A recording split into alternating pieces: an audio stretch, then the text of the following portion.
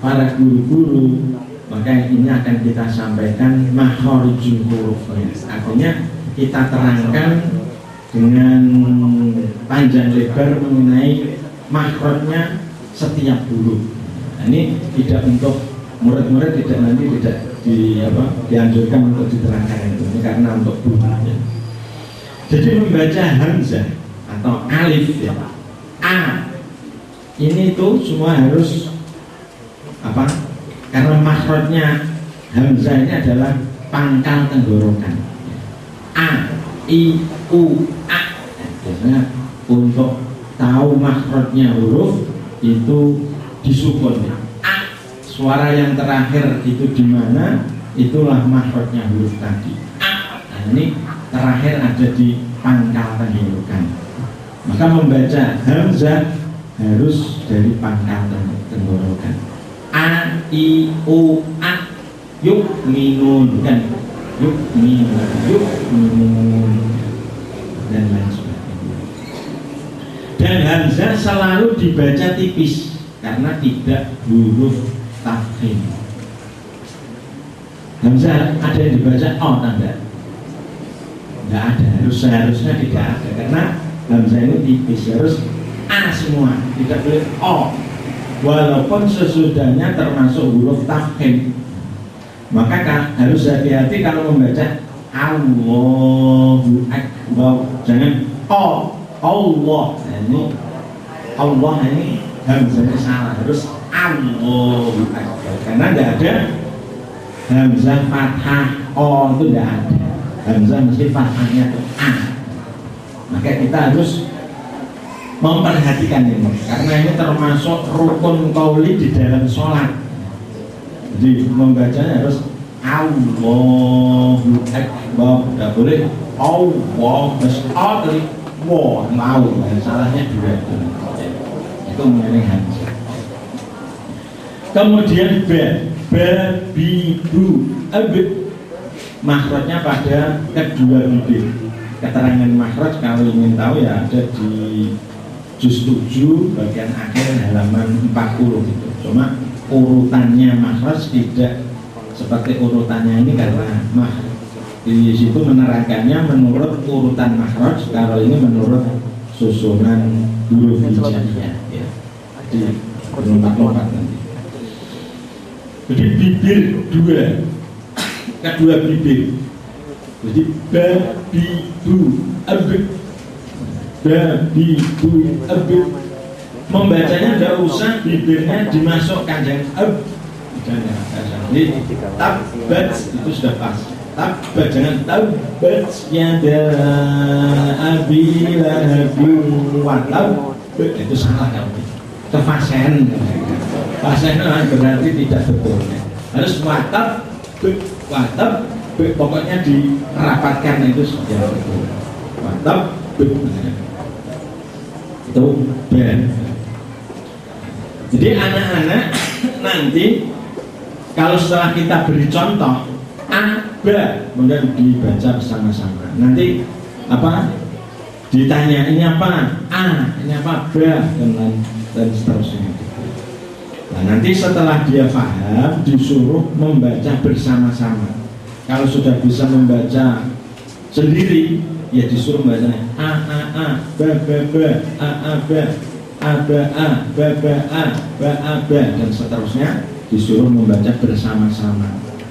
Nah, kalau belum bisa, ya guru menuntun dahulu. Nanti kalau sudah bisa, disuruh membaca bersama-sama. Kemudian yang kolom 2, kotak yang kedua, itu tidak ada harokatnya. Jadi nanti yang pertama pengenalan anak ini kalau ada apa? Alif kemudian di atasnya ada seret 1, itu bacanya adalah A. Ditunjukkan bahwa itu bacaannya A, yaitu alif yang di atasnya ada seret, B dan ada seretnya, ini bacaannya B. A, B. Kalau yang dalam kolom 2 ini tidak ada harokatnya, tidak ada seretnya di atasnya. Maka anak-anak supaya ditunjukkan bahwa yang tidak ada fathahnya di atasnya, itu cara mengucapkannya adalah diucapkan menurut namanya huruf. Nah, namanya huruf ada di halaman terakhir yaitu 48. Namanya ya huruf pertama yaitu alif, yang kedua adalah ba namanya atau ba, ta, sa, dan seterusnya.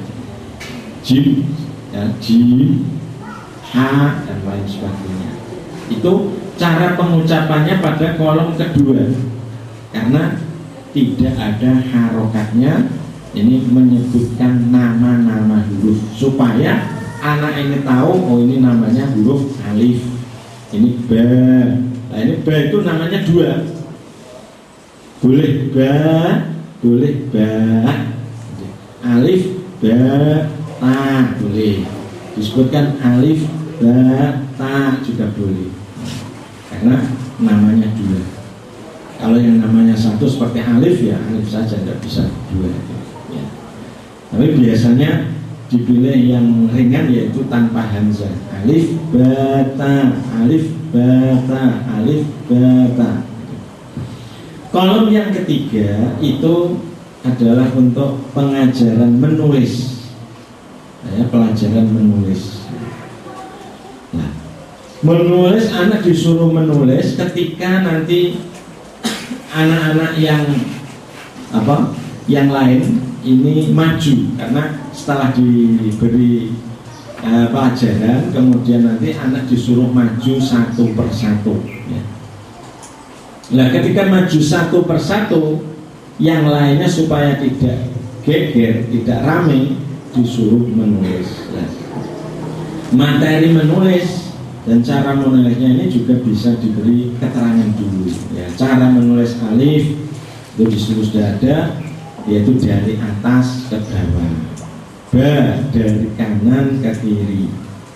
Jadi tidak boleh menulisnya alif itu dari bawah ke atas, walaupun hasilnya lebih baik, tapi namanya caranya menulis salah. Nah, caranya ke atas, dari atas ke bawah, ba dari kanan ke kiri. Begitu nanti seterusnya ada petunjuknya.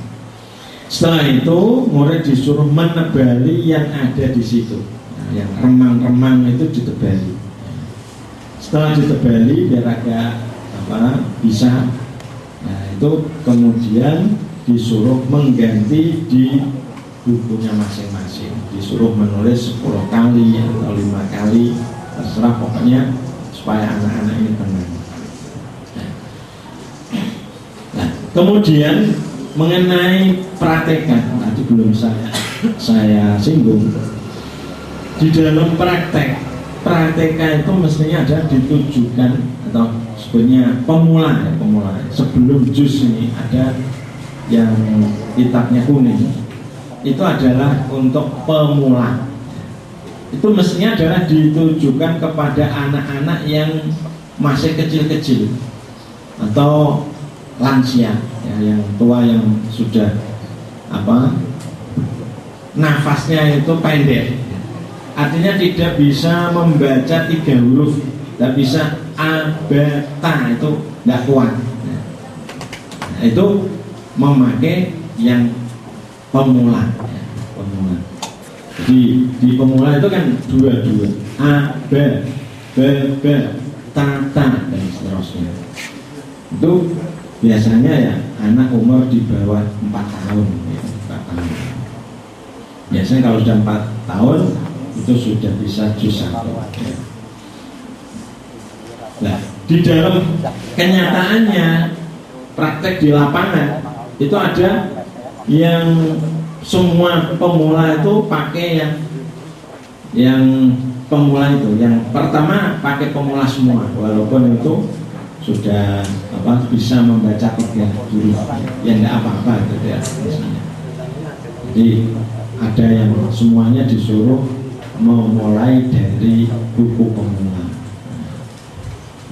Kemudian setelah pemula nanti baru juz 1, jadi dia lebih lancar. Tapi yang aslinya itu adalah disuguhkan untuk yang masih kecil-kecil supaya di dalam membaca tidak berat itu maksudnya itu.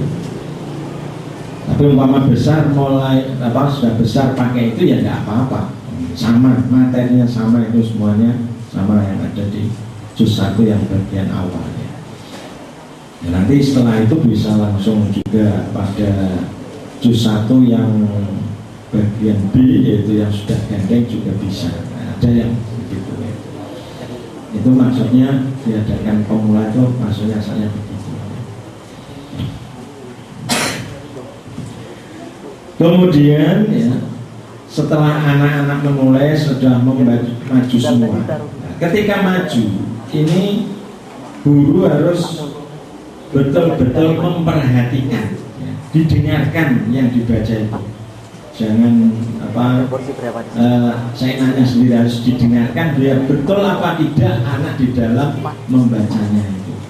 Kalau ada salah diingatkan dan jangan dituntun, biar membaca sendiri ya, membaca sendiri. Kalau salah baru diingatkan.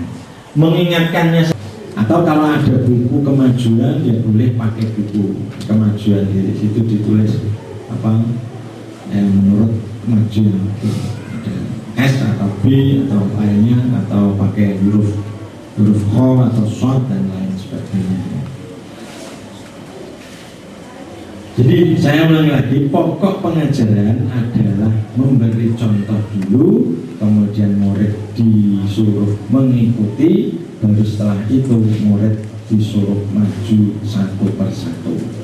Dan lancar ini adalah peranan penting adalah guru, ya, peranan penting adalah guru. Maka kalau ada yang kurang bisa ini, atau banyak yang tidak bisa, ini yang pertama-tama harus diperhatikan gurunya bagaimana di dalam mengajarnya ya. Kita lanjutkan halaman 2.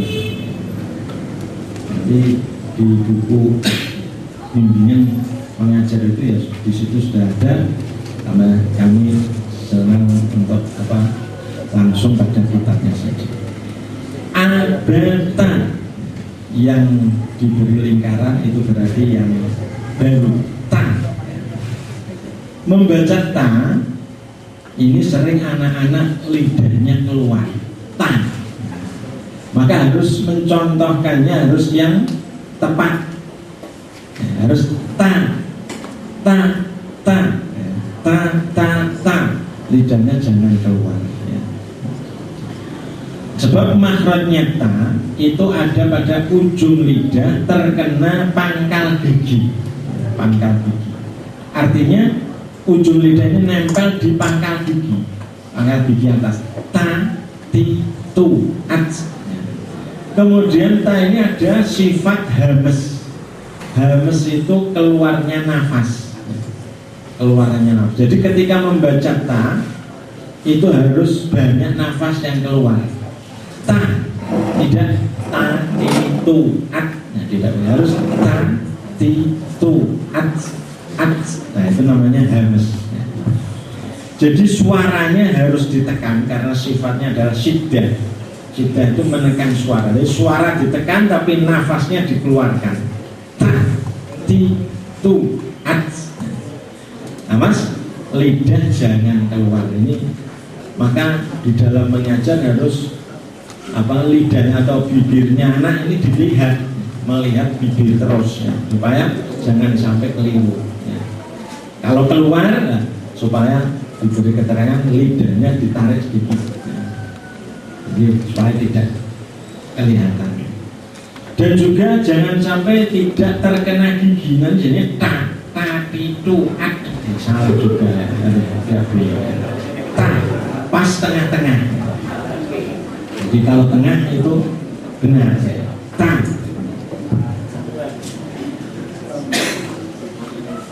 Maka sebaiknya kalau kita mengucapkan T bahasa Indonesia ya, sebaiknya supaya nanti kalau mengaji Al-Quran tidak kerepotan ya, membacanya kalau membaca T itu jangan keluar lidahnya. Saya lihat itu dengan mengucapkan T itu keluar lidahnya, telak itu begitu. Gak usah paman T di Indonesia lak kan, biar nanti kalau membaca T Al-Quran sudah tidak keliru lagi gitu. Jadi membaca tanah dia ada suara, ada nafas yang keluar. Tapi kalau mati tatawafan tatsru kusilat idza syamsu kuwirat wa idza nujumu kadarat, ada nafasnya keluar. Jangan sampai jadi cok. Nah itu tidak terkena gigi, itu hanya gusi. Lanjutannya batasa. Ini yang penting akan kami terangkan yang makhraj-makhrajnya. Sa sisu, cara pengajarannya sama seperti tadi. Sa sisu as. Sa ini ada desis tapi halus. Di situ keterangan tanpa ada suara mendesis, mestinya seperti sin atau seperti s. Desis tapi tidak seperti sin, tidak sa sisu tapi sa sisu as. Lidah tidak keluar karena makhrajnya adalah ujung lidah. Kalau yang sa ini menghadap ke ujung gigi atas. Sa sisu, tidak sa tapi sa ya. Sa sisu ya. Lanjutnya jim ta saja. Jim tengah lidah terkena tengah langit-langit. J minasyaitonir rajim, bukan ujung lidah. Minasyaitonir rajim itu kemayu kalau itu salah. Harus j jiju idza jaa nasrullahi wal fath. J itu jim ya. Sajaha, kira mudah. Hahihu, bersih. Ar-Rahmanir Rahim. Jaha kho ada dengkurnya. Wabil akhirati hum yuqinun, moncong lam bibirnya karena termasuk huruf istilah. Khihu ya. Kalau kasrah seperti tadi yang saya terangkan, wabil akhirati ya. Bil akhirati hum yuqinun. Halaman 7 itu untuk mengulang yang sudah ada, dan itu yang hampir sama itu harus bisa membedakan. Ha kho harus beda. Ha kho, dan yang ada sama dengan itu berarti sama. Ta tan. Nah ini untuk anak-anak tidak usah diterangkan ini tak majrurun, ini tak marbuton, tidak usah. Yang penting bacaannya sama karena titiknya sama. Titiknya sama dulunya, maka ini bacanya ta, yang kedua juga bacaannya ta. Kita teruskan ha khode dadidu adib. Dan ujung lidah makhrajnya sama dengan ta, cuma sifatnya ada yang berbeda. Dengan ta itu sama. Ujung lidah terkena pangkal gigi muka yang atas. Dadidu adib. Dan dal juga tidak dibaca tebal. Nah ini dadidu. Alhamdulillahi Rabbil Alamin. Dadidu harus du, tidak ndu. Dal domah ndu kan tidak ada. Dal domah du, maka Alhamdulillahi Rabbil Alamin. Detail. Jangan sampai lidahnya keluar. Jangan sampai. Dan juga jangan sampai tidak terkena gigi. Jadi seperti dada, bukan da. Maliki yaumiddin, salah, harus Maliki yaumiddin. jangan keluar dan jangan tidak kena gigi. Harus midi, bukan midi.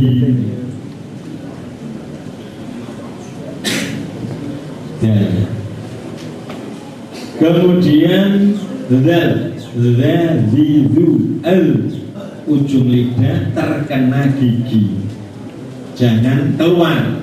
A'udzu billahi minasyaitonir rajim. Kalau di rumah ini supaya ya harus berbeda dengan zok. Kalau tidak hati-hati bisa sama dengan zok ya. Seperti a'udzu harus agak meringis. Kalau banyak a'udzu, nah ini nanti jadi zok ya. Zok kan rus, karena makhluknya sama dal dengan zok itu. Cuma berbeda kalau dal itu tipis, kalau zok itu tebal. Dan juga jangan sampai ada desisnya. Jangan membaca allazina amanu kepasen. Mungkin dia terpengaruh dengan tulisan Latin. Untuk tidak dibaca allazina, bahaya kalau baca gitu. Karena bil z yang allazina. Harusnya alladzina amanu.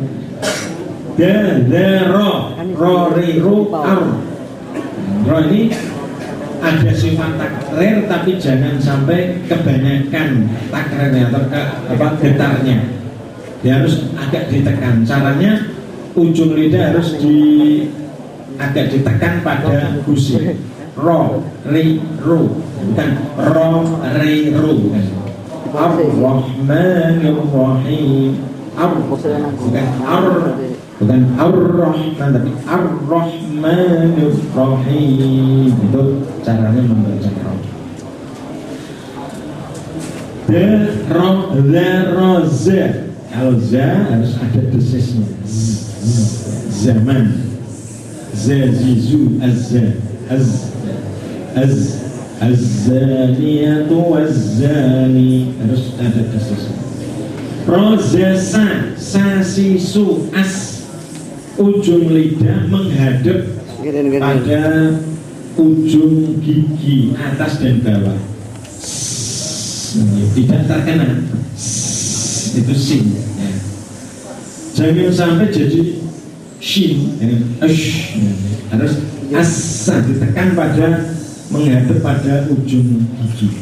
Assalamualaikum. Jangan kalau itu berarti ujungnya ke bawah, tengahnya lidah ke atas. Itu harus nanti sha tengah lidah ke atas. Minasyaitonir rajim. Ini ada sifat tafasi ya. Tafasi itu banyaknya nafas yang keluar ya. Nafasnya memenuhi mulut ya. Jadi kalau kita membaca sin, kalau tidak banyak nafasnya ya kurang pas itu. Terus bukan nafas ya. Kemudian so si su harus moncong ya. Lidahnya itu ke atas. Ihdinas siratal mustaqim.